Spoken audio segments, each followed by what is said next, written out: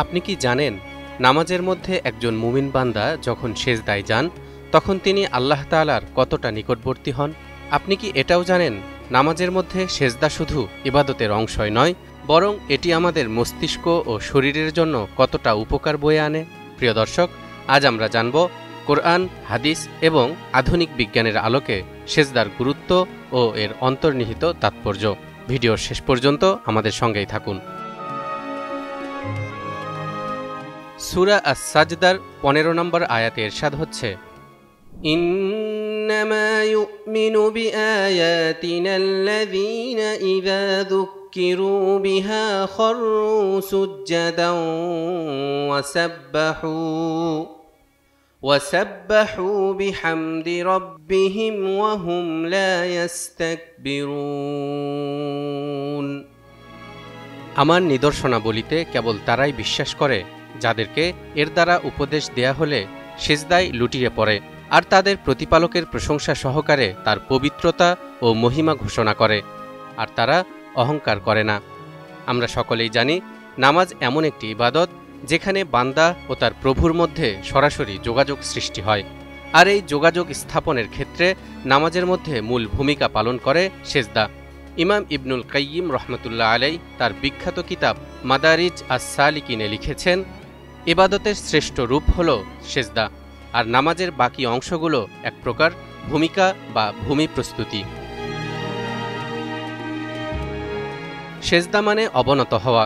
নামাজের সময় উপর হয়ে দুই হাঁটু ও কপাল মাটিতে ঠেকিয়ে মহান প্রভুর সামনে নিজেকে নিবেদন করা। একজন মুসল্লিকে দৈনিক 5 বারের নামাজে বহুবার সেজদা দিতে হয়, আর এর মাধ্যমেই তিনি আল্লাহ তাআলার সবচেয়ে নিকটবর্তী হন। এই সময়ে পৃথিবীতে ফিসফিস করে যা বলা হয় তা ঊর্ধ্বাকাশে পরিষ্কারভাবে শোনা যায়, কারণ সেজদা করতে ঝুঁকে যাওয়ার সময় মানুষের রূহ থাকে রবের সান্নিধ্যে। মহান আল্লাহ তাআলা বলেন, ওয়াসজুদ ওয়াকতারিব, তুমি সেজদা করো এবং আমার নিকটবর্তী হও। এই আয়াতের ব্যাখ্যা করতে গিয়ে রাসূলুল্লাহ সাল্লাল্লাহু আলাইহি ওয়াসাল্লাম নিজে বলেছেন, বান্দা যখন সেজদায় থাকে তখন তার পালনকর্তার অধিক নিকটবর্তী হয়, তাই তোমরা সেজদায় বেশি পরিমাণে দোয়া করো। এই সেজদাই হল দোয়া কবুল হবার সবচেয়ে উপযুক্ত স্থান। রাসূল সাল্লাল্লাহু আলাইহি ওয়াসাল্লাম তার উম্মতের জন্য আল্লাহ তাআলার কাছে যতগুলো দোয়া করেছেন সবগুলো এই সেজদারত অবস্থাতেই করেছিলেন।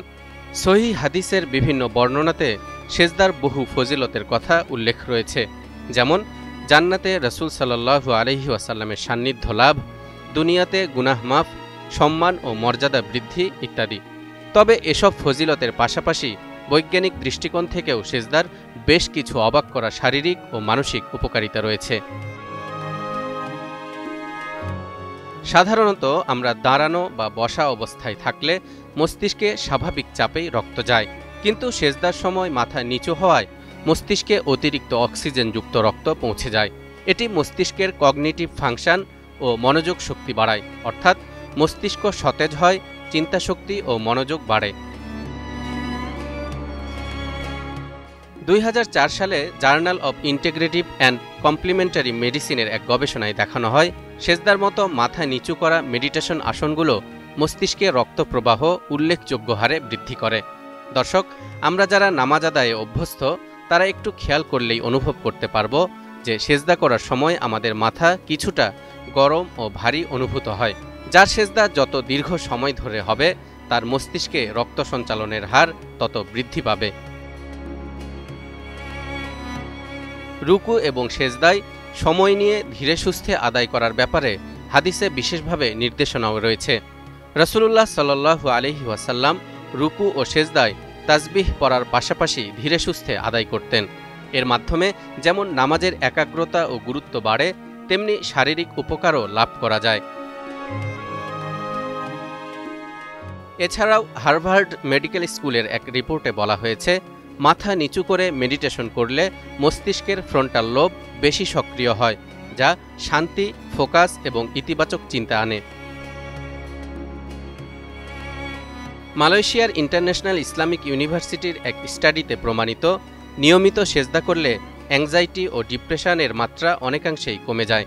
গবেষণায় দেখা গেছে, প্রস্ট্রেশন পোস্টার বা সেজদার অবস্থান স্নায়ু ও মস্তিষ্ককে শান্ত করে।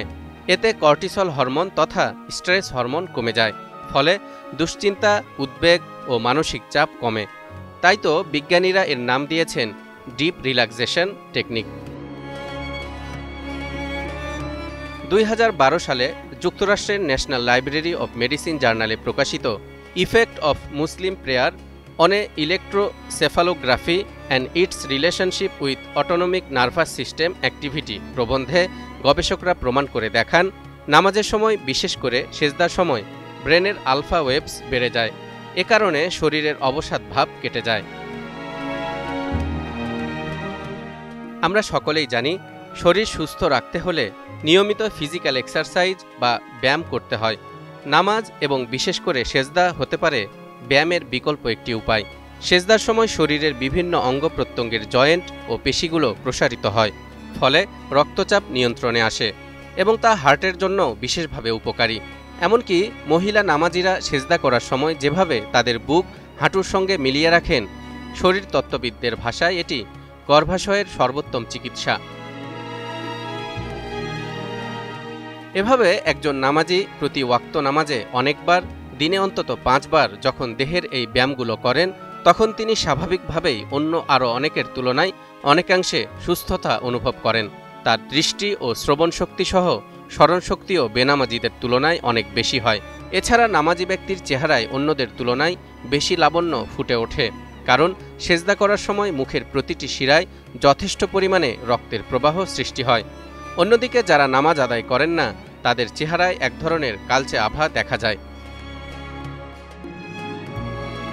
প্রিয় দর্শক, এতক্ষণে আমরা নিশ্চয়ই জেনে গেছি, সেজদা শুধু একটি ইবাদত নয়, এটি আল্লাহর নিকটে যাওয়ার শ্রেষ্ঠ উপায় এবং একই সঙ্গে আমাদের শরীর ও মনের জন্য এক অনন্য চিকিৎসা।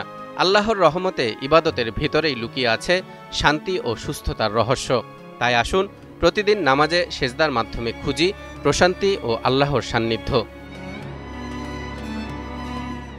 তালহা ইবনে রেজা, নিউজ 24।